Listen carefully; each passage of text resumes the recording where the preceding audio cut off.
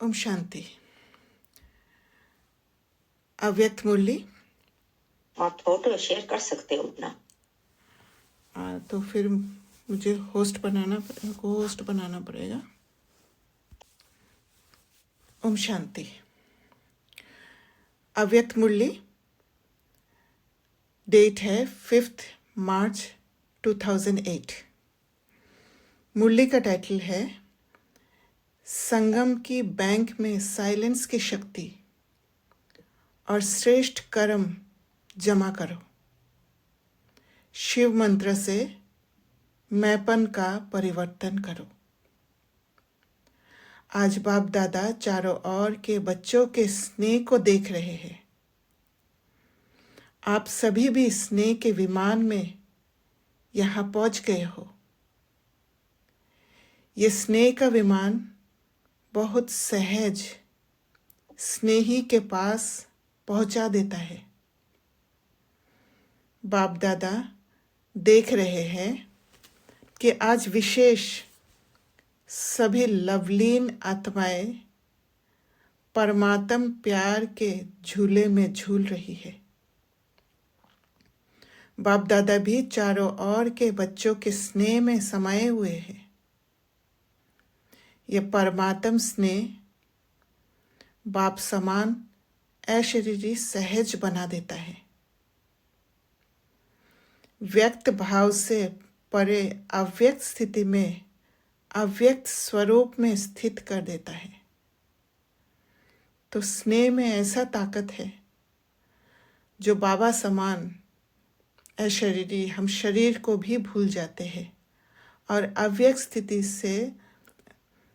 स्थिति में अव्यक्त स्वरूप में स्थित कर देता है। हल्कापन आ जाता है। बाप दादा भी हर बच्चे को समान स्थिति में देख हर्षित हो रहे हैं। आज के दिन सभी बच्चे शिवरात्रि, शिव जयंती, बाप और अपना जन्मदिन मनाने आए हैं। बाप और दादा दोनों अपने अपने वतन से आप सभी बच्चों का जन्मदिन मनाने पहुंच गए हैं। सारे कल्प में ये जन्मदिन बाप का व आपका न्यारा और अति प्यारा है, क्योंकि किसी को भी ये पता नहीं है ये जन्मदिन हमारा गुप्त जन्मदिन है। भक्त लोग भी इस उत्सव को बड़ी भावना और प्यार से मनाते हैं। आपने जो इस दिव्य जन्म में श्रेष्ठ अलौकिक कर्म किया है, अभी भी कर रहे हो, वे यादगार रूप में चाहे अल्पकाल के लिए, अल्प समय के लिए मनाते हैं, लेकिन भक्तों की भी कमाल है। यादगार बनाने वालों की भी देखो कितनी कमाल है। जो कॉपी करने में होशियार तो निकले हैं, क्योंकि आपके ही भक्त हैं ना। तो कॉपी जब करते हैं तब भक्त के हिसाब से करते हैं, पर धीरे धीरे वो अलाइनमेंट होने के कारण बाबा से भी जुड़ने का चांस रहता है जब भी हमें कॉपी करते हैं। तो आपकी श्रेष्ठता का फल उन यादगार बनाने वालों को वरदान रूप में मिला है। आप एक जन्म के लिए एक बार व्रत लेते हो, संपूर्ण पवित्रता का। कॉपी तो की है, एक दिन के लिए पवित्रता का व्रत भी रखते हैं। आपका पूरा जन्म पवित्र अन्न का व्रत है और वह एक दिन रखते हैं। तो बाप दादा आज अमृत वेले देख रहे थे कि आप सबके भक्त भी कम नहीं हैं। उन्हों की भी विशेषता अच्छी रही है। तो आप सभी ने पूरे जन्म के लिए पक्का व्रत, चाहे खान पान का, चाहे मन के संकल्प की पवित्रता का, वचन का, कर्म का संबंध संपर्क में आते हुए कर्म का पूरे जन्म के लिए पक्का व्रत लिया है,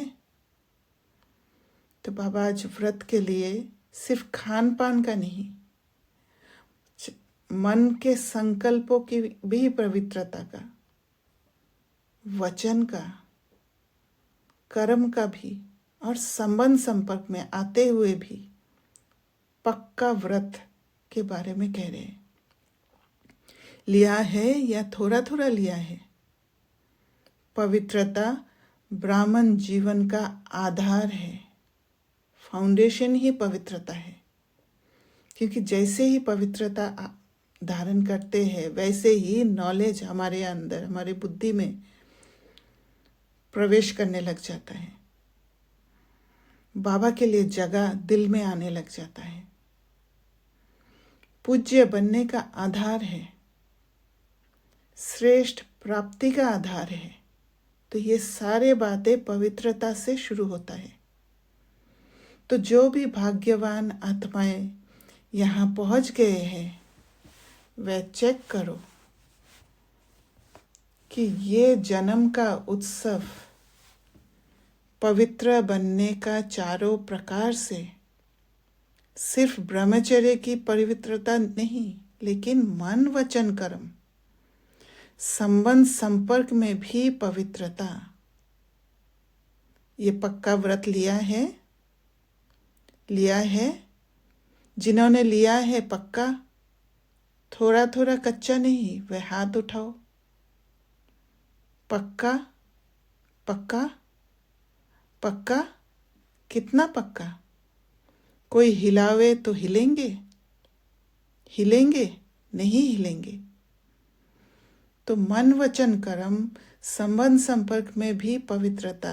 ब्रह्मचर्य की पवित्रता तो सीधा है कि ब्रह्मचर्य का व्रत रखना है, पर मन वचन कर्म संबंध संपर्क में भी पवित्रता में वो एक दिन की बात नहीं है, वो अंदर का कार्य है। और अंदर का कार्य करने के लिए एक पूरा प्रोसेस होता है, जो स्वयं के साथ जुड़ना बहुत ज़रूरी होता है।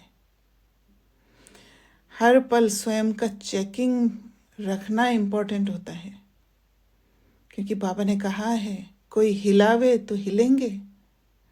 तो हिलना नहीं हिलना सब अंदर होता है। तो बाबा ने आगे कहा, कभी कभी तो माया आ जाती है ना, कि नहीं? माया को विदाई दे दी है, या कभी कभी छुट्टी दे देते हो? आ जाती है? चेक करो तो पक्का व्रत लिया है, सदा का व्रत लिया है, वह कभी कभी का, कभी थोड़ा, कभी बहुत, कभी पक्का, कभी कच्चा, ऐसे तो नहीं हो ना। तो माया का फोर्स बहुत तेज होता है, क्योंकि हमारा जो प्योरिटी का फोर्स इतना स्ट्रांग अभी हुआ नहीं। और माया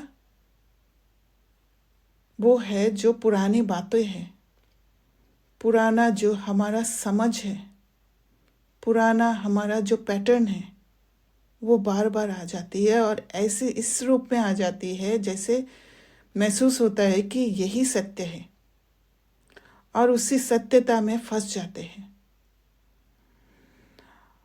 और माया साथ में लॉजिक भी दिखाती है कि ये करने से ये होगा, ये नहीं करोगे तो ये होगा। और इसी कारण से घबराहट हो जाता है, और घबराहट के कारण हम माया के हाथ में आ जाते हैं। इसीलिए बाबा कहते हैं हिम्मत का पहला कदम। तो हिम्मत का पहला कदम रखना माना माया जो दिखा रही है वो ना देखना, अपना दिव्य बुद्धि को काम में लगाकर माया को पहचान जाना। तब जाके वो स्थिति आएगा कि कोई हिलावे तो भी नहीं हिलेंगे। बाबा ने कहा क्योंकि बाप दादा से प्यार में सभी 100% से भी ज़्यादा मानते हैं। अगर बाप दादा पूछते हैं कि बाप से प्यार कितना है, तो सब बहुत उमंग उत्साह से हाथ उठाते हैं।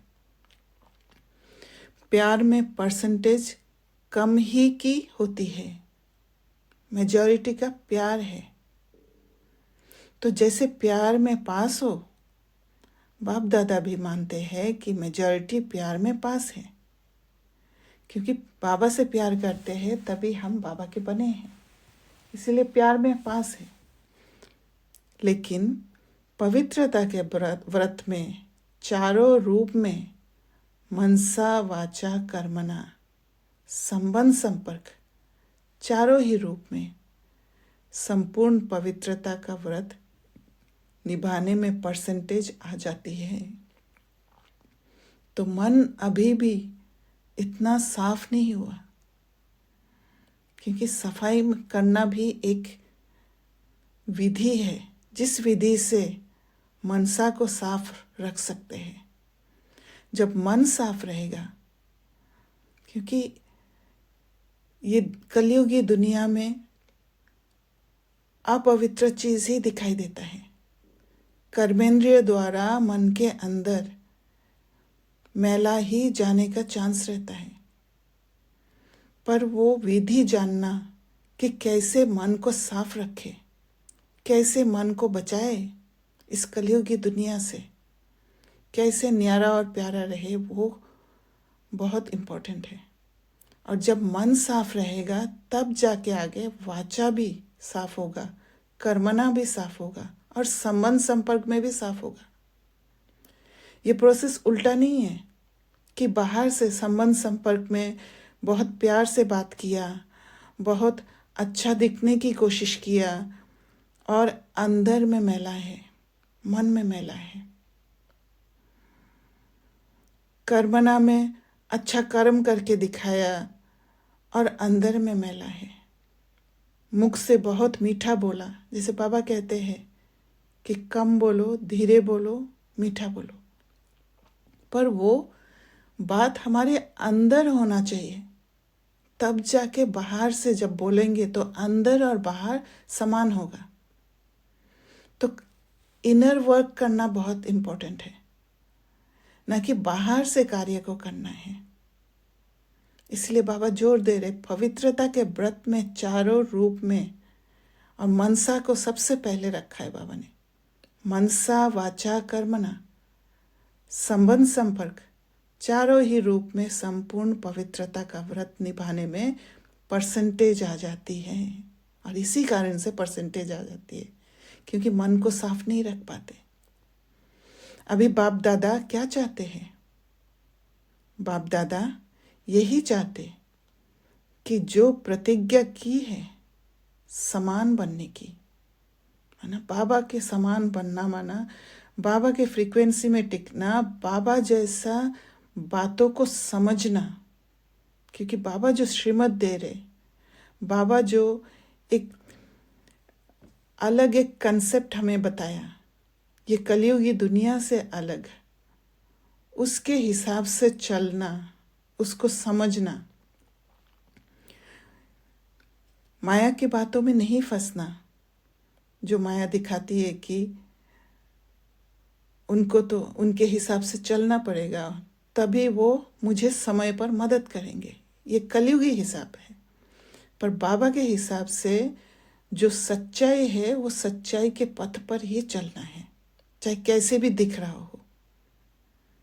तो हर एक बच्चे की सूरत में बाप की मूर्त दिखाई दे, तब जाके हर एक बच्चे की सूरत में बाप की मूर्त दिखाई देगा। और वो एक दिन में दिखाई नहीं देगा, क्योंकि धीरे धीरे जब आपका मन, वचन और कर्म और संबंध संपर्क में बाबा के श्रीमत अनुसार होगा। बाबा के श्रीमत ये नहीं है कि जैसे भक्ति में कोई गुरु ने कह दिया और उसको फॉलो करना, एक स्ट्रिक्ट एक डिसिप्लिन बना दिया। बाबा कभी कोई स्ट्रिक्ट चीज़ों में बांधते नहीं हैं एक टीचर के हिसाब से। बाबा हमें समझ देते हैं, और समझ को जब यूज करके हम अनुभव करते हैं, मन में, वाचा में, कर्मणा में और संबंध संपर्क में, जब वो एक्सपेरिमेंट करके उसी हिसाब से चल के जब समझते हैं, उसके रिजल्ट को अनुभव करते हैं, तब जाके वो सूरत बाप की मूर्त, बच्चे की सूरत बाप की मूर्त दिखाई देता है। हर एक बोल में बाप समान बोल हो, बाप दादा के बोल वरदान रूप बन जाते हैं। तो जब मनसा साफ होगा, मन प्योर होगा, तब हर एक बोल में बाप समान बोल होगा, क्योंकि मन भटकेगा नहीं, मन किसी और के कंट्रोल में नहीं होगा। तो फिर बाप दादा के बोल, जो भी आप बोल बोलेंगे, क्योंकि वो बाप समान बोल है, तो वो बाप दादा के बोल है, तो जैसे बोलेंगे वो वरदान रूप बन जाएगा। भले सामने वाले आत्मा उस समय नहीं भी समझ पाए, पर वो आगे जाके वो वरदान रूप बन जाएगा। तो आप सब ये चेक करो, हमारी सूरत में बाप की मूर्त दिखाई देती है। बाप की मूर्त क्या है? संपन्न, सब बात में संपन्न, भरपूरता होगा, खालीपन नहीं है जो कि किसी से लेने का या कोई कामना रहे। ऐसे हर एक बच्चे के नैन, हर एक बच्चे का मुखड़ा बाप समान है, सदा मुस्कुराता हुआ चेहरा है, चेहरा ही खिला खिला रहेगा, दुख का छाप नहीं होगा कि कभी सोच वाला, कभी व्यर्थ संकल्पों की छाया वाला, कभी उदास, कभी बहुत मेहनत वाला। ऐसा चेहरा तो नहीं है। सदा गुलाब, कभी गुलाब जैसा खिला हुआ चेहरा कभी और नहीं बन जाए, क्योंकि बाप दादा ने ये भी जन्मते ही बता दिया है कि माया आपके इस श्रेष्ठ जीवन का सामना करेगी, क्योंकि माया का सामना करना ज़रूरी है।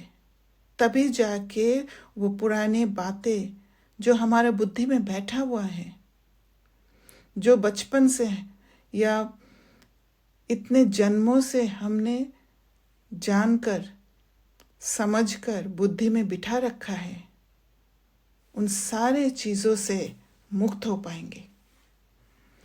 और जब पेपर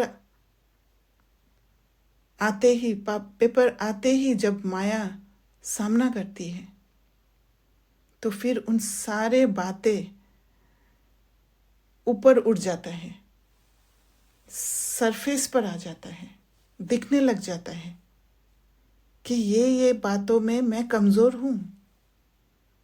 तब उन्हीं बातों में काम करना है। लेकिन माया का काम है आना, वो आएगी। आप सदा पवित्रता के व्रत लेने वाली आत्माओं का काम है दूर से ही माया को भगाना। पर दूर से माया को भगाने के लिए माया को पहचानना पड़ेगा, और माया को पहचानने के लिए बहुत मन और बुद्धि एकदम एकाग्र होना पड़ेगा। बाप दादा ने देखा है, कई बच्चे माया को दूर से भगाते नहीं, माया आ जाने देते हैं, अर्थात माया के प्रभाव में आ जाते हैं। अगर दूर से नहीं भगाते तो माया की भी आदत पड़ जाती है, वो बार बार आएगी, क्योंकि वहाँ कमज़ोर है। तो ये पुरुषार्थ कराने के लिए आती है, इसलिए घबराने की कोई बात नहीं है। वहाँ पर हिम्मत रख के उन बातों को ख़त्म करते जाना है, क्योंकि वो सारा हमारा पुराना रास्ता है, पैटर्न्स है, जो हमने बार बार यूज़ किया है। तो अब बाबा हमें दूसरा रास्ता दिखा रहे हैं और उसी रास्ते पर चलना है, क्योंकि माया जान जाती है कि यहाँ हमको बैठने देंगे। बैठने देने की निशानी है माया आती है। तो कैसे बैठने देते हैं? जब माया के हाथ में फंस जाते हैं, माया के कंट्रोल में आ जाते हैं। सोचते हैं कि माया है, लेकिन फिर भी क्या सोचते? अभी संपूर्ण थोड़े ही बने हैं, कोई नहीं संपूर्ण बना है। तो संपूर्ण अभी बने नहीं है, इसलिए सोचते हैं बच्चे। बाबा ने कहा कि अभी तो आएगा, माया तो आएगी थोड़ी थोड़ी देर में, क्योंकि अभी संपूर्ण नहीं बने हैं। तो उसको एक्सेप्ट कर लेते हैं। एक्सेप्ट करने की जगह माया को जानना, माया को पहचानना और फिर माया को कैसे भगाना है, उस पर ध्यान देना है। और उस पर ध्यान देने के लिए स्वयं प्रति ध्यान होना चाहिए। बाबा ने कहा अभी तो बन रहे हैं, बन जाएंगे, गे करने लग जाते हैं तो माया को बैठने की आदत पड़ जाती है। तो यहीं पर हम केयरलेस हो जाते हैं, अलबेलापन आ जाता है। जो बाबा का श्रीमत का फोर्स या हमारा पुरुषार्थ करने का फोर्स वो कमज़ोर पड़ जाता है। तो आज जन्मदिन तो मना रहे हैं, बाप भी दुआएं मुबारक तो दे रहे हैं, लेकिन बाप हर एक बच्चे को, लास्ट नंबर वाले बच्चे को भी किस रूप में देखने चाहते हैं? लास्ट नंबर भी बाप का प्यारा तो है ना। तो बाप लास्ट नंबर वाले बच्चे को भी सदा गुलाब देखने चाहते हैं, खिला हुआ। तो यहाँ बाबा से क्या सीखना है? बाबा से ये सीखना है, बाबा लास्ट नंबर बच्चे को भी प्यार करते हैं, बाप का प्यारा होता है। तो हमें भी चेक करना है कि किसी के कमजोरी को देख के हमारे अंदर नफरत तो पैदा नहीं होता है, हम उसको देख के जजमेंटल तो नहीं बनते हैं। तो बाबा कहते हैं मुरझाया हुआ नहीं, मुरझाने का कारण है थोड़ा सा अलबेलापन। हो जाएगा, देख लेंगे, कर ही लेंगे, पहुंच ही जाएंगे। तो ये गे की भाषा नीचे गिरा देती है, क्योंकि लूज हो जाता है पुरुषार्थ। और जितना पुरुषार्थ लूज होते जाएंगे उतना नीचे गिरते जाएंगे, और नीचे जितना गिरेंगे उतना उठने में मेहनत होगा।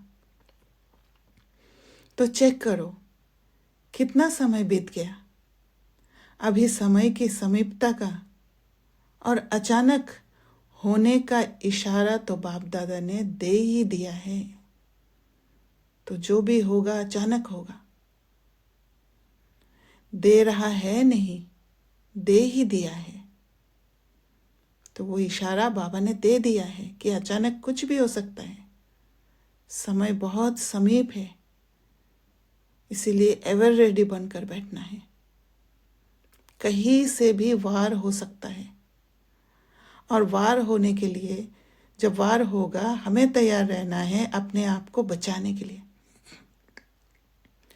और वही काम होता है इनकॉग्निटिव वॉरियर्स का, अंदर अंदर गुप्त रूप से ट्रेनिंग देना अपने आप को कि चाहे कहीं से भी वार आए, मुझे सतर्क रहना है, मुझे अपने आप को बचाना है, न कि घायल हो जाना है। ऐसे समय के लिए एवर रेडी, अलर्ट आवश्यक है।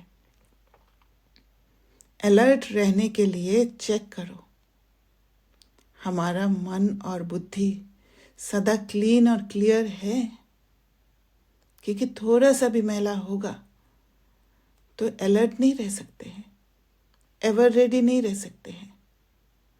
क्योंकि जो मैला अंदर है वो फिर रास्ता को ब्लॉक करके दूसरा रास्ता दिखाई देगा, पुराना रास्ता में ले जाएगा। इसलिए मन बुद्धि क्लीन और क्लियर होना चाहिए। क्लीन भी चाहिए और क्लियर भी चाहिए। क्लीन और क्लियर में क्या फर्क है? क्लीन है साफ, साफ किया हुआ एकदम, और क्लियर है दूर से भी दिखाई दे, फॉगी ना हो। इसके लिए समय पर विजय प्राप्त करने के लिए मन में बुद्धि में कैचिंग पावर और टचिंग पावर दोनों बहुत आवश्यक है। क्योंकि ये जो रूहानी यात्रा है, ये यात्रा अकेले का यात्रा है। यहाँ पर किसी आत्मा को साथ में लेकर यात्रा नहीं कर सकते हैं। तो अकेले का यात्रा में मन बुद्धि बाबा के साथ जुड़ा रहना चाहिए। और बाबा के साथ जुड़े रहने के लिए बुद्धि में कैचिंग पावर और टचिंग पावर दोनों आवश्यक है। क्योंकि बाबा से ही इशारा मिलेगा और वही सत्य इशारा होगा। और उन इशारों को समझने के लिए मन और बुद्धि क्लीन और क्लियर होना चाहिए। क्योंकि जहाँ मन में मैला होगा, वहाँ पर बाबा जो इशारा दे रहे हैं उसको भी उस मैल के हिसाब से समझ लेंगे। तो बाबा जो कह रहे हैं उसके हिसाब से समझ नहीं बैठेगा।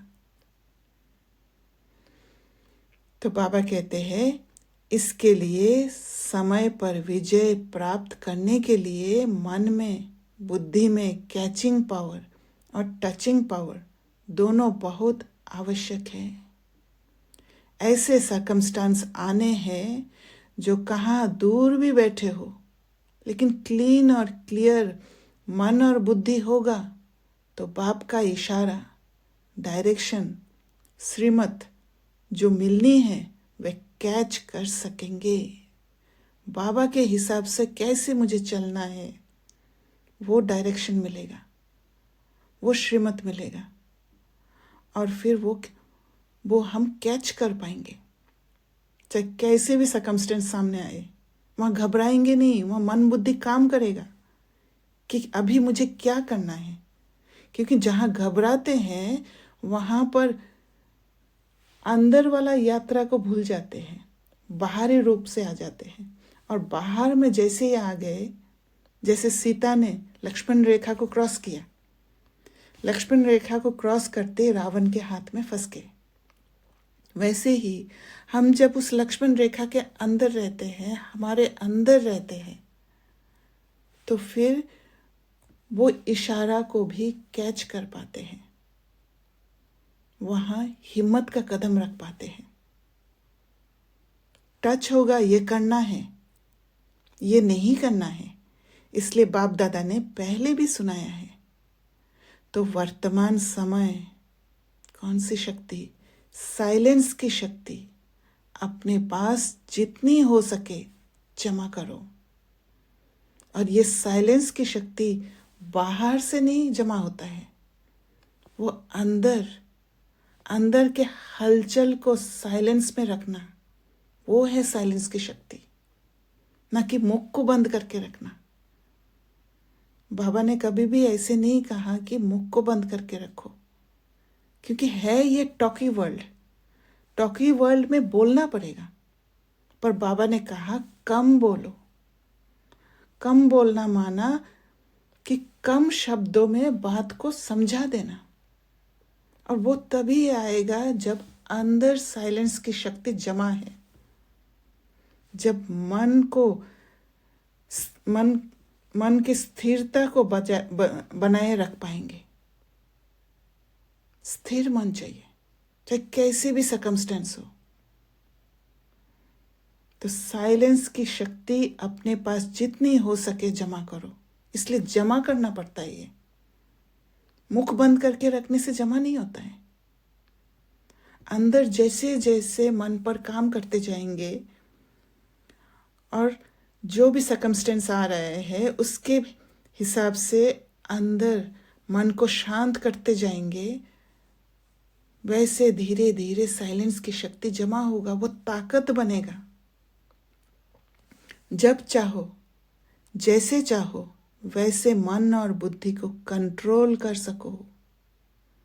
मन को भागने नहीं दो, मन को कंट्रोल कर सको। और कंट्रोल करना माना क्या है? मन बाहर क्यों भागता है? इसलिए भागता है कि मन बाहर में कुछ रस मिला हुआ है। मन को अच्छा लगता है, क्योंकि जब भी सर्कमस्टेंस आता है तो फिर हम घबरा जाते हैं, हमें अच्छा नहीं लगता है।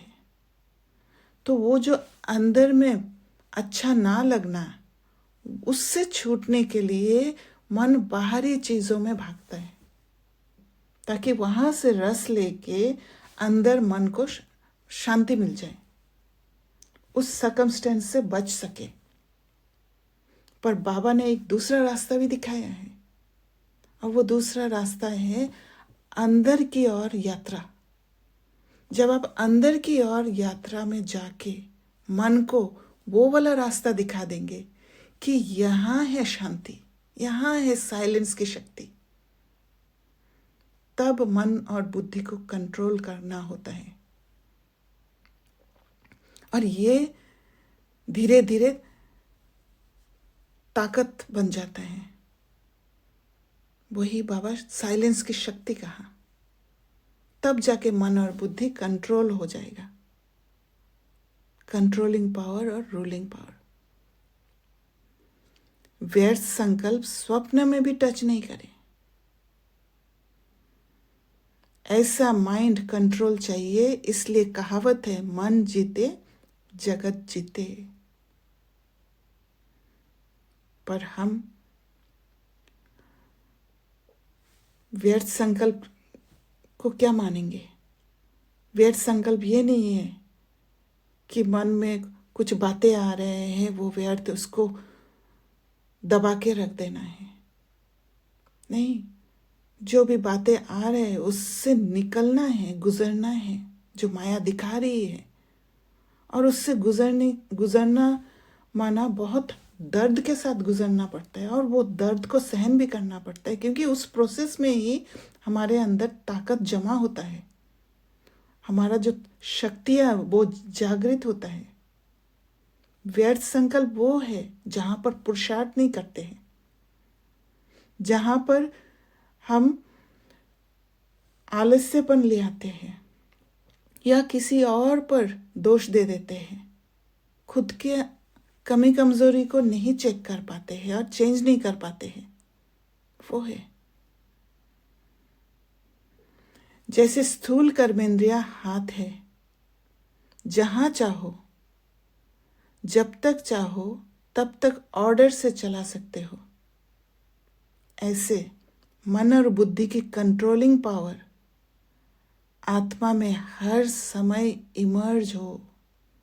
इतना अलर्टनेस होना चाहिए कि हर समय मन में क्या चल रहा है, बुद्धि में क्या चल रहा है, उसका चेकिंग होते रहे, अंदर ही रहे। ऐसे नहीं योग के समय अनुभव होता है, लेकिन कर्म के समय, व्यवहार के समय, संबंध के समय अनुभव कम हो।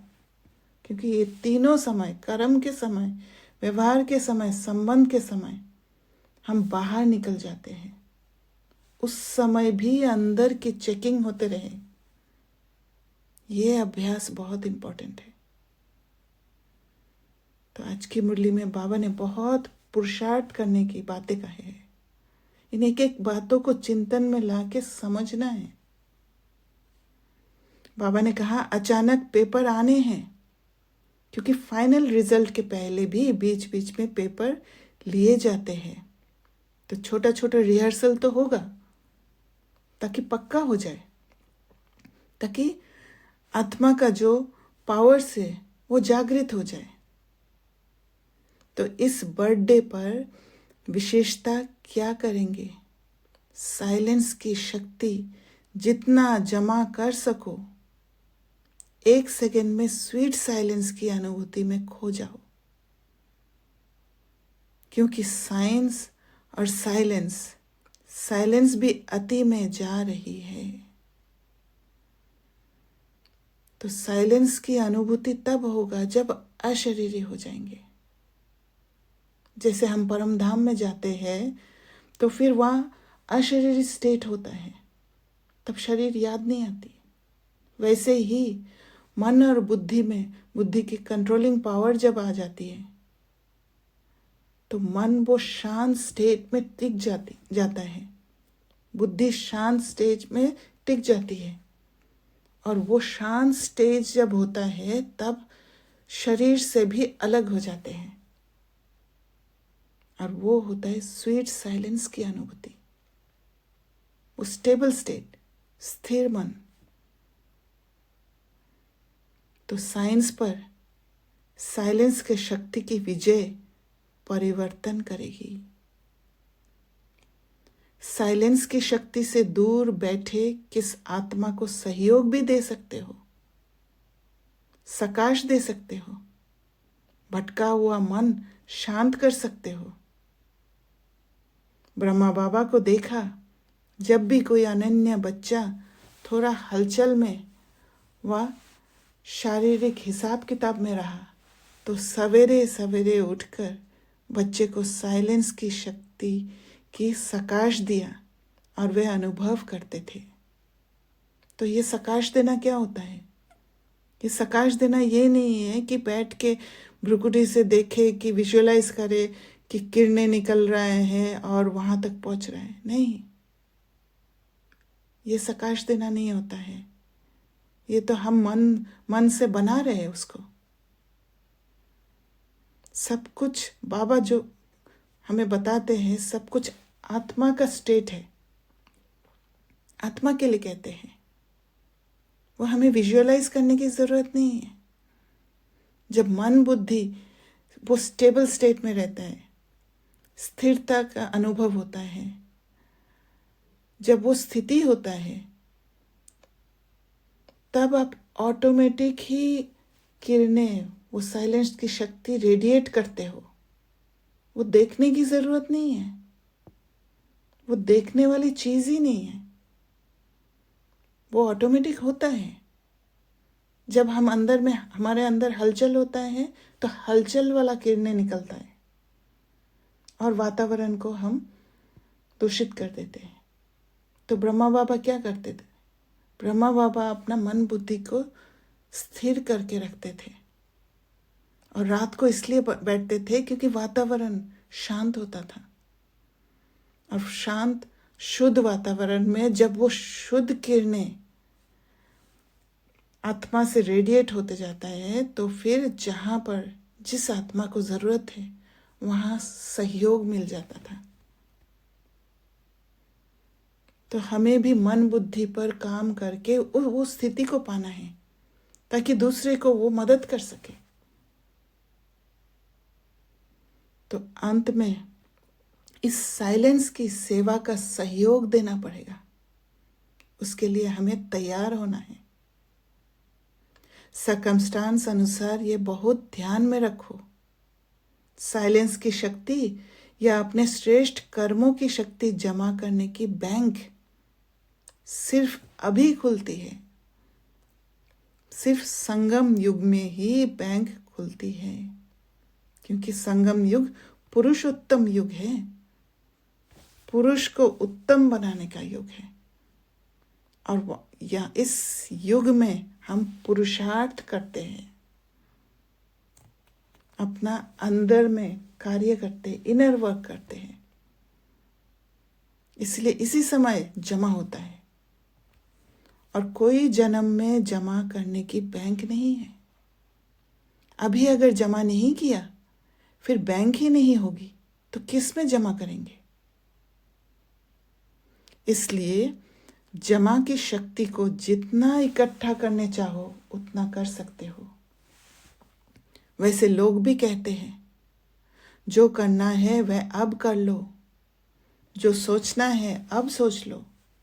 अभी जो भी सोचेंगे वह सोच रहेगा, और कुछ समय के बाद जब समय की सीमा नजदीक आएगी तो सोच पश्चाताप के रूप में बदल जाएगा।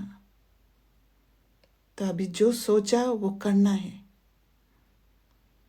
नहीं तो बाद में सोच आएगा पर पश्चाताप के रूप में, क्योंकि समय नहीं रहेगा। ये करते थे, ये करना था, तो सोच नहीं रहेगा, पश्चाताप में बदल जाएगा।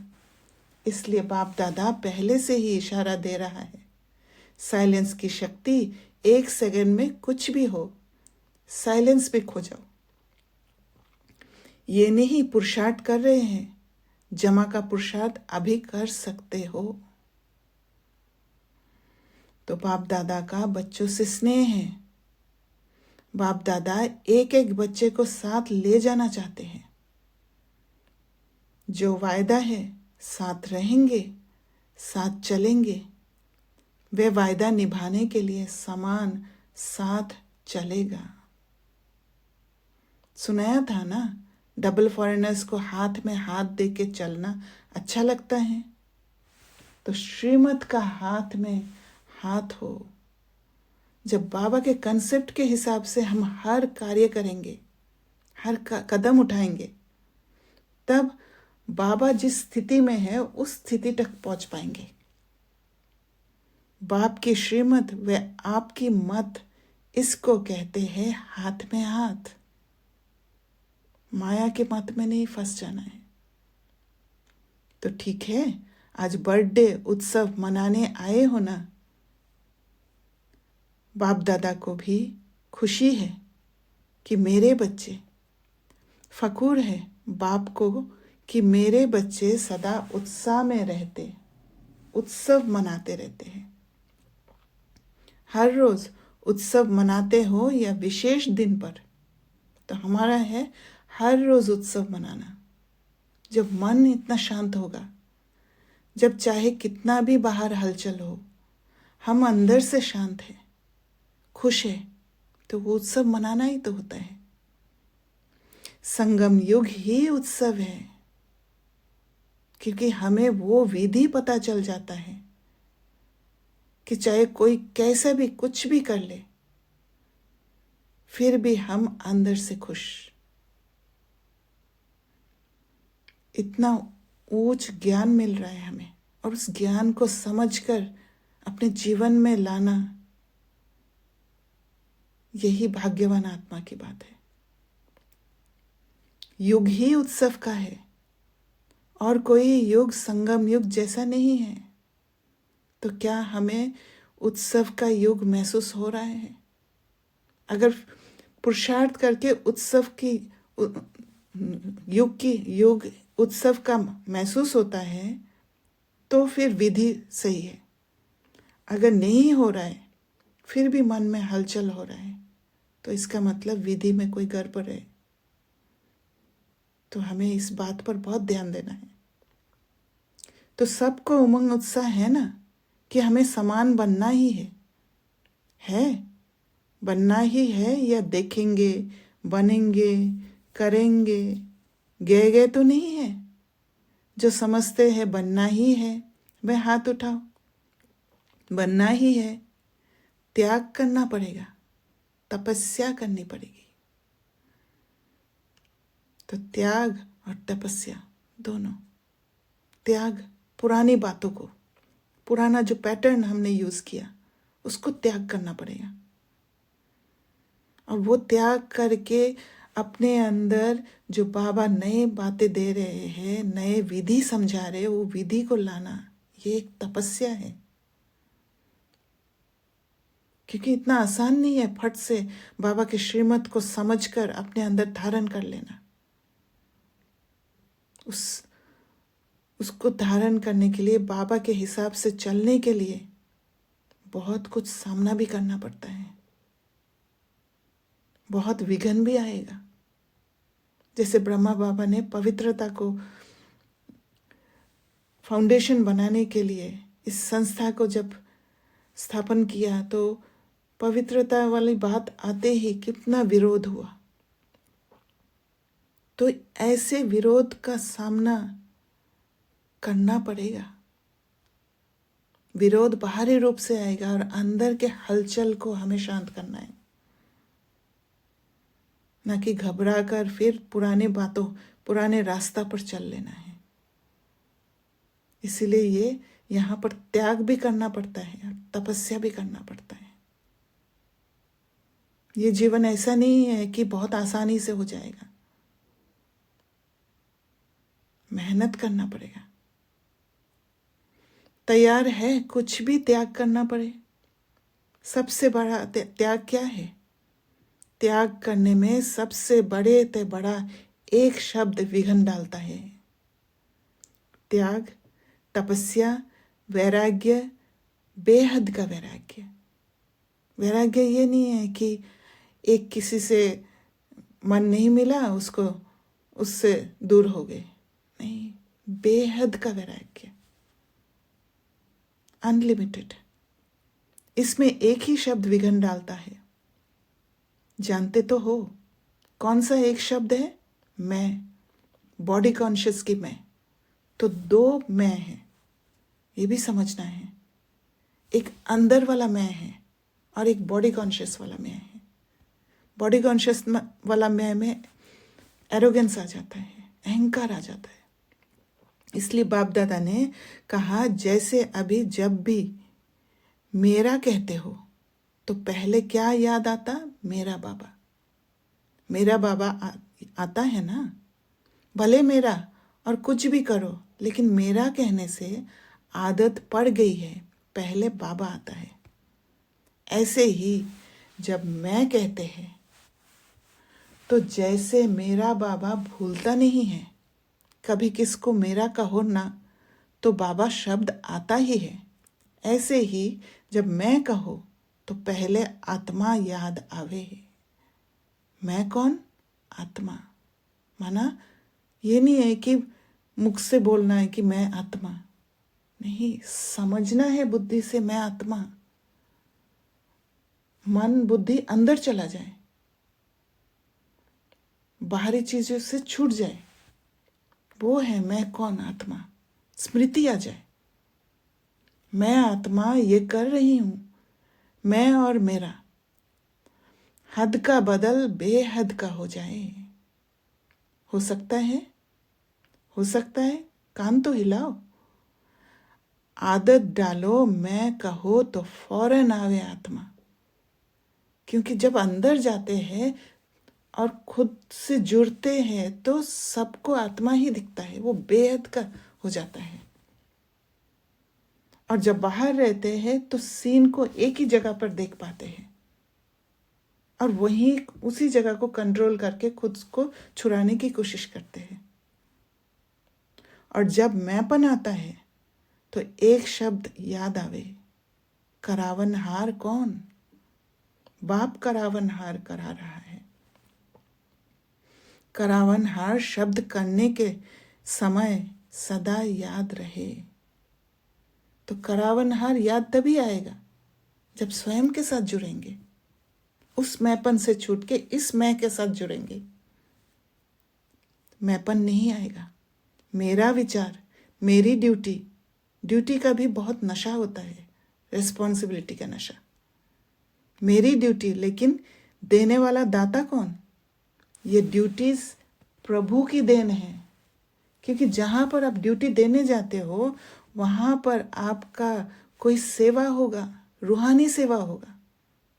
बाहरी ड्यूटीज में नहीं फंस के वो रूहानी सेवा के हिसाब से ड्यूटी करना है।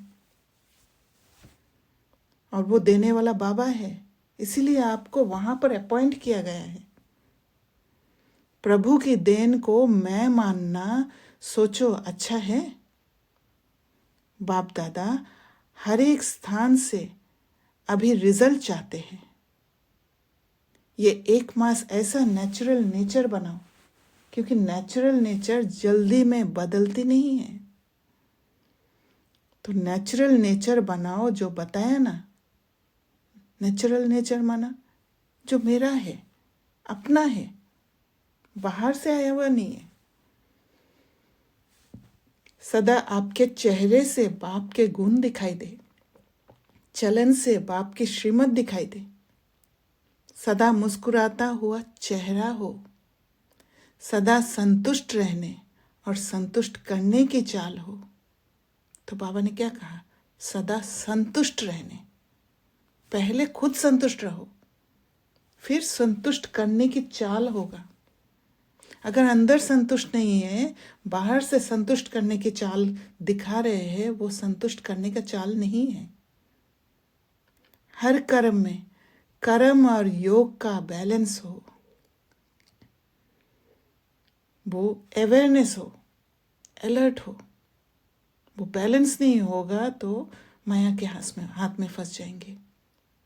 कई बच्चे बाप दादा को बहुत अच्छी अच्छी बातें सुनाते हैं। बताए क्या कहते हैं? कहते हैं, बाबा आप समझ लो ना, मेरी ये नेचर है और कुछ नहीं है, मेरी नेचर ही ये है। अभी बाप दादा क्या कहे? मेरी नेचर है, मेरा बोल ऐसा है। कई ऐसे कहते हैं, क्रोध थोड़े ही किया, मेरा बोल थोड़ा बड़ा है, थोड़ा तेज बोला।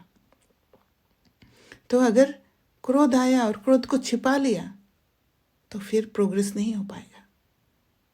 जो है उसमें ट्रांसपेरेंट होना चाहिए, क्योंकि हम पुरुष अर्थ संगम युग में पुरुषार्थ कर रहे हैं। क्रोध थोड़ी किया, सिर्फ तेज बोला तो बाहर से सुंदर दिखने की कोशिश करते हैं छुपाकर, क्योंकि इतने जन्मों से बाहर से ही हमने श्रृंगार किया ना, तो अभी भी बाहर से ही सुंदर दिखने की कोशिश करते हैं, पर सुंदरता अंदर है, बाहर नहीं है। देखो कितनी मीठी मीठी बातें हैं। बाप दादा कहते हैं, जिसको आप मेरी नेचर कहते हो, ये मेरा कहना ही रॉन्ग है। मेरी नेचर ये रावण की नेचर है, ये आपकी नेचर है। आपकी नेचर अनादिकाल, आदिकाल, पूज्य काल, ये ओरिजिनल नेचर है। ये स्मृति आना चाहिए कि हमारा नेचर क्या है। और फिर अंदर जब वो नेचर में टिकेंगे तो बाहर ऑटोमेटिक रिफ्लेक्ट होगा। जबरदस्ती बनाने की जरूरत नहीं है, वो आ ही जाएगा। रावण की चीज को मेरा मेरा कहते हो ना, इसलिए जाती नहीं है। पढ़ाई चीज को अपना बनाकर रखा है ना। कोई पढ़ाई चीज को अपने पास संभाल कर रखे, छिपा कर रखे, अच्छा माना जाता है। तो रावण की नेचर, पढ़ाई नेचर, उसको मेरा क्यों कहते हो? बड़े फखूर से कहते हैं, मेरा दोष नहीं है, मेरी नेचर है। बाप दादा को भी रिझाने की कोशिश करते हैं, ट्रांसपेरेंट नहीं है, हिम्मत नहीं है अंदर के मैला को देखने का। अभी ये समाप्ति समारोह करेंगे। देखो, दिल से कहो, मन से करो। कहना दिल से, करना मन से। जहां मन होगा ना, वहां सब कुछ हो जाएगा। तो क्या करना है? अंदर पहले तैयार करना है, तब जाके बाहर होगा। मन से मानो कि ये मेरी नेचर नहीं है, ये दूसरे की चीज है, वह नहीं रखनी है। आप तो मर्जीवा बन गए ना। आपकी ब्राह्मण नेचर है, ये पुरानी नेचर है। तो समझा बाप दादा क्या चाहते हैं? भले मनोरंजन मनाओ, डांस करो, खेल करो, लेकिन है, सब कुछ करते भी समान बनना ही है। बाबा के बातों को समझना, बुद्धि को उस स्थिति में ले जाना, समान बनना। समान बनने के बिना साथ चलेंगे कैसे? कस्टम में, धर्मराजपुरी में ठहरना पड़ेगा, साथ नहीं चलेंगे। क्योंकि जब बाबा जैसा मन होगा तब जाके साथ चल पाएंगे। जैसे इस दुनिया में भी दोस्ती किसके साथ होता है? जो हमारे जैसा मिलता है, मिलता जुलता है, तब जाके दोस्ती होता है। तो बाबा के साथ भी जब हमारा मन बुद्धि मिलता जुलता होगा, एक जैसा होगा, तब जाके साथ जा पाएंगे। तो क्या बताओ दादियाँ, 1 मास रिजल्ट देखे, बोलो देखे। 1 मास अटेंशन रखेंगे, 1 मास अगर अटेंशन रखा तो नेचुरल हो जाएगा। मास का 1 दिन भी छोड़ना नहीं। अच्छा जिम्मेवारी उठाती है दादिया। सभी इकट्ठे होके 1-2 के प्रति शुभ भावना, शुभ कामना का हाथ फैलाओ। और ये शुभ भावना, शुभ कामना भी अंदर से आता है। ऐसे नहीं है कि बाहर से अच्छा दिखने के लिए कह दे कि मेरा आपके लिए शुभ भावना है, आपके लिए शुभ कामना है, नहीं। और अंदर जहर भरा हुआ है, नहीं। शुभ भावना, शुभ कामना भी गुप्त होता है। जैसे कोई गिरता है ना, तो उसको हाथ से प्यार से उठाते हैं, तो शुभ भावना और शुभ कामना का हाथ 1-2 को सहयोग देके आगे बढ़ाते चलो। और सहयोग वो ही दे पाएंगे जो अंदर से साफ होगा, जो किसी को गिरते हुए देख के उसका अंदर में मैला नहीं लेके उसको मन से सहयोग दे। क्योंकि आत्मा को सहयोग देना वो सूक्ष्म बात है, वो शरीर द्वारा दिखाने की जरूरत नहीं है। ठीक है, सिर्फ आप चेक कम करते हो, करके पीछे चेक करते हो गया ना। पहले सोचो, पीछे करो। तो पहले अंदर है सोचना, पहले सोचो फिर करो। पहले करो, पीछे सोचो नहीं। बाबा क्लियर बता रहे, करना ही है। अच्छा, अभी बाप दादा कौन सी ड्रिल कराने चाहते हैं? 1 सेकंड में शांति की शक्ति स्वरूप बन जाओ। एकाग्र बुद्धि, एकाग्र मन, माना हर पल अलर्ट, अवेयरनेस। एकाग्र माना ये नहीं है एक जगह पर मन बुद्धि लगा लिया और बाकी सब भूल गए, नहीं। अलर्ट, अवेयरनेस रहना पड़ेगा, ताकि कहीं से भी वार हो, चोट ना पहुंच जाए। सारे दिन में 1 सेकंड बीच बीच में निकाल अभ्यास करो। तो फिर अंदर अगर हलचल हो रहा हो, अगर हमें पता भी नहीं है, तो वो पता चल जाएगा। साइलेंस का संकल्प किया और स्वरूप हुआ, अंदर चले जाएंगे। इसके लिए समय की आवश्यकता है, इसके लिए समय की आवश्यकता नहीं, वो बीच में थोड़ा समय निकालना है। 1 सेकंड का अभ्यास करो, साइलेंस।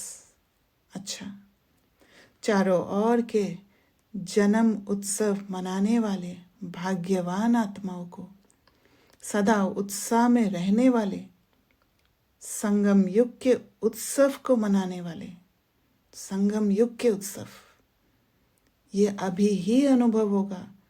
और ब्राह्मण आत्माओं को ये अनुभव नहीं हुआ तो भाग्यवान कैसे कहेंगे? ऐसे सर्व उमंग उत्साह के पंखों से उड़ने वाले बच्चों को, सदा मन और बुद्धि को एकाग्रता के अनुभवी बनाने वाले महावीर बच्चों को, सदा समान बनने के उमंग को साकार रूप में लाने वाले फॉलो फादर करने वाले बच्चों को, सदा 1-2 के स्नेही सहयोगी हिम्मत दिलाने वाले, पाप से मदद का वरदान दिलाने वाले वरदानी बच्चों को, महादानी बच्चों को बाप दादा का याद प्यार और पदम पदम पदम पदम गुना मुबारक हो, मुबारक हो, मुबारक हो। ये सारे वरदान हमें मिला हुआ है। ऐसे मीठे प्यारे बाप दादा को हम बच्चों का याद प्यार और नमस्ते। वरदान, सदा एकांत और सिमरन में व्यस्त रहने वाले बेहद के वानप्रस्थी भव। तो ये रूहानी यात्रा में एकांत और सिमरन में व्यस्त रहने का कार्य है, किसी को साथ लेके नहीं, एकांत। वर्तमान समय के प्रमाण आप सब वानप्रस्थ अवस्था के समीप हो। वानप्रस्थी कभी गुड़ियों का खेल नहीं करते हैं, कभी इधर कभी कलयुगी दुनिया में। वे सदा एकांत और सिमरन में रहते हैं। रहना है सबके बीच, पर फिर भी अंदर एकांत। आप सब बेहद के वानप्रस्थी सदा एक के अंत में अर्थात निरंतर एकांत में रहो, क्योंकि जब अंदर जाएंगे तब जाके एक के अंत में रह पाएंगे। साथ साथ एक का सिमरन करते हुए स्मृति स्वरूप बनो। सभी बच्चों प्रति बाप दादा की यही शुभ आशा है कि अब बाप और बच्चे समान हो जाएं, सदा याद में समाये रहे। समान बनना ही समाना है। सारे पुराने बातों को समा लेना, यही वानप्रस्थ स्थिति की निशानी है। स्लोगन: आप हिम्मत का एक कदम बढ़ाओ तो बाप मदद के 1000 कदम बढ़ाएंगे। तो हिम्मत का कदम क्या है? माया से छूटने का। अव्यक्त इशारे अब संपन्न व कर्मातीत बनने की धुन लगाओ।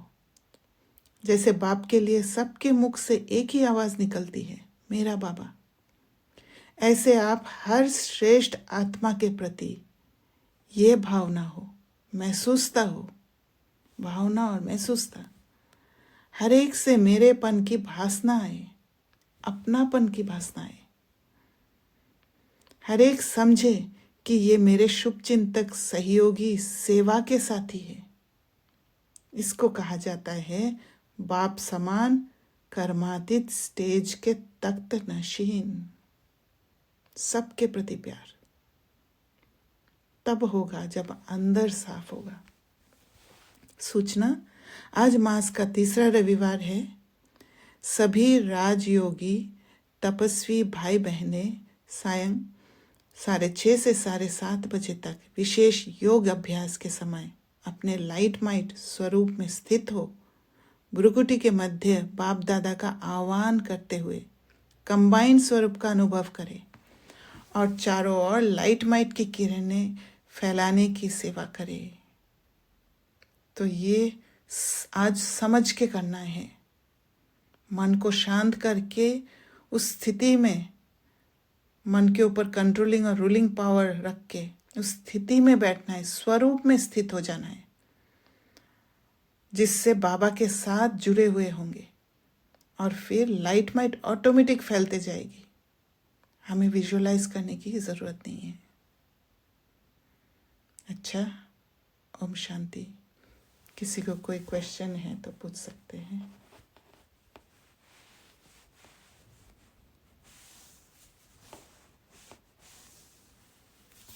ओम शांति। किसी को कोई प्रश्न है?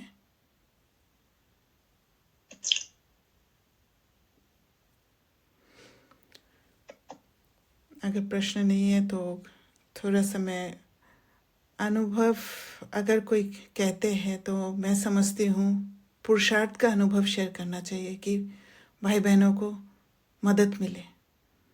और आज बाबा ने जैसे ओम शांति। हाँ जी, कोई प्रश्न है? हाँ बोलिए। वो जो प्रकाश का प्रोसेस ब्रह्मा बाबा ये भी कहा ना कि ब्रह्मा बाबा लाइट में बैठ सकते हैं और सरकार, तो दैट मीन्स वो बाबा ने कहा पर्टिकुलर बच्चे के लिए भी ऐसे, तो वो पर्टिकुलर बच्चे का कंसेप्ट नॉर्मल नलन बुद्धि क्लियर है तो वो सबके लिए ऑल ओवर जा ही रहा है। तो ऐसे मुद्दे में बाबा ने कहा ना किसी की स्थिति कम ज्यादा होती, वो क्लियर कीजिए। तो पर्टिकुलर बच्चे का संकल्प नहीं करते हैं, बाबा बेहद की स्थिति में बैठते हैं। हर आत्माओं के प्रति रेडिएशन तो हर आत्मा तक पहुंचेगी, पर जो आत्मा आपसे जुड़े हुए हैं, क्योंकि बाबा ने बोला कि वो जो बच्चे अगर हिसाब किताब में फंसे हुए हैं, बॉडी का कोई हिसाब किताब में है, दर्द से गुजर रहे हैं, तो उस समय क्या होता है कि बाबा से जुड़े हुए होते हैं, बाबा के बच्चे बाबा से जुड़े हुए होते हैं, तो फिर वो सकाश ऑटोमेटिक उन तक पहुंचते ही है। वो संकल्प करने की ज़रूरत नहीं है, क्योंकि संकल्प जब करते हैं तो हद में फंस जाते हैं, और हद में फंस के आप कभी भी सकाश नहीं दे सकते हो। बेहद की स्थिति में ही सकाश रेडिएट होता है। क्लियर हुआ?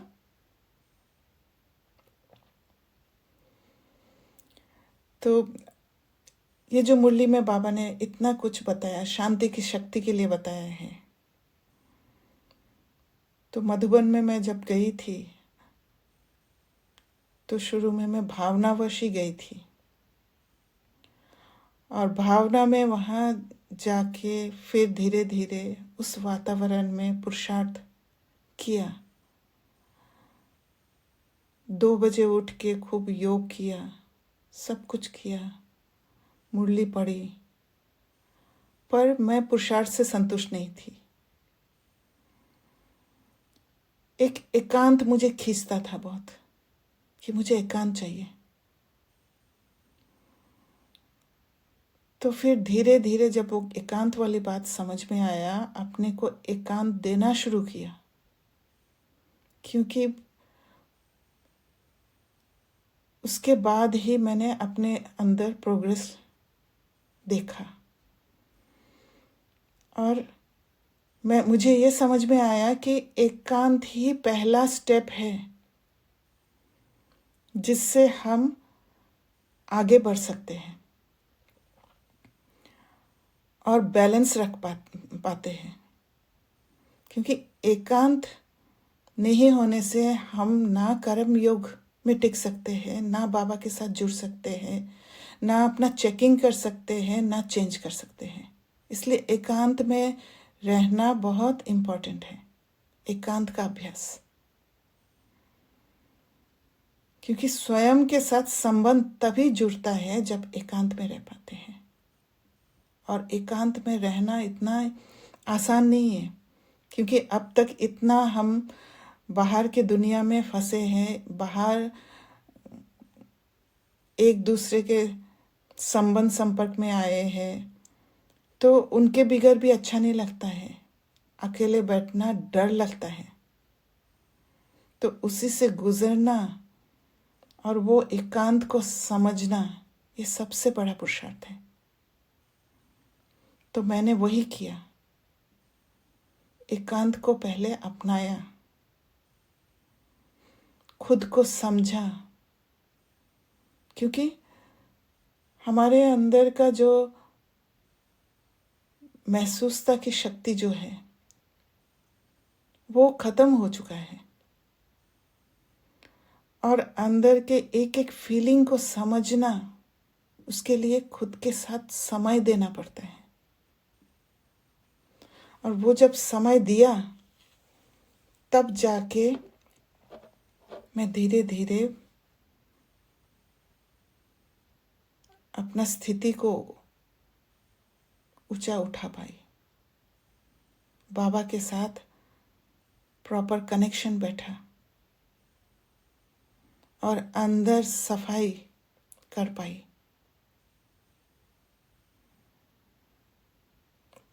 तो आप लोग भी एकांत का समय ज़रूर दीजिएगा, और तब जाके वो पुरुषार्थ भी वैसा होगा जो आप संतुष्ट होंगे पुरुषार्थ से। तो ये मेरा अनुभव है पुरुषार्थ के हिसाब से। बाकी ये नहीं है कि जगह का कोई हो है महत्व है। हाँ, ये है कि उस जगह में रहने से थोड़ा पुरुषार्थ जल्दी हो जाता है, क्योंकि सब तपस्या करते हैं वहाँ। पर आप भी अपने घर में एक जगह बना सकते हो जो वहाँ जैसे मधुबन जैसे जगह हो, आपका पुरुषार्थ का जगह।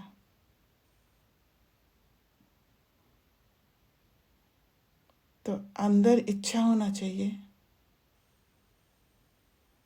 तो हर मुश्किल को पार करना आसान हो जाता है। ओम शांति।